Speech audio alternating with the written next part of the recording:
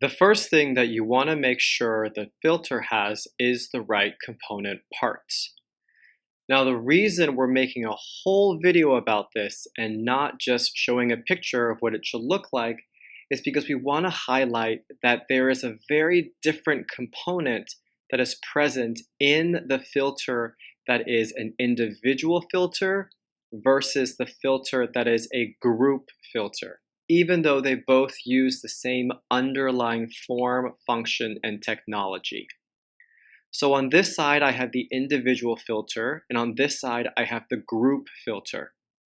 On the individual filter, go ahead and take it out, and it looks like this. So at a high level, you should have a bulb. On the inside of the bulb, you should see this red cartridge type thing. That's the actual filter, and then it's got this long hose. On the group filter, there's a lot of stuff inside, and we'll talk about what the other components that you're looking for are in the specific video on those steps. But there's also a filter component, which looks almost exact same. The key difference is that if you look at the individual filter, the baggie that had nothing but this filter inside, take off the black lid, and that's what it looks like. If you take the group filter, you'll notice that it has a completely different adapter head. This difference is super critical. We do not ever want to accidentally put the individual filter with the group filter, because then without that little adapter head, it won't connect with the rest of the parts. You don't actually have to remember any of this. That's the good news. You just have to always check the product IDs.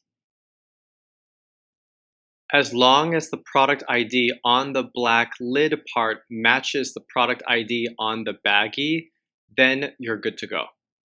Okay, so that was one end of the filter. The other end is also different.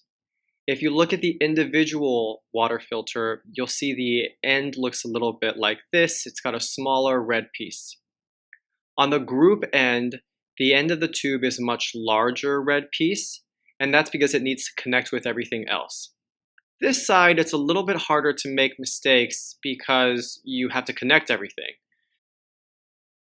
So for that reason, and also because it's just too much sticky notes everywhere, we don't have a product ID on the tubing itself. Just remember to not confuse these two things and to always do a double check before you put things away after they've been let out to dry in the last step.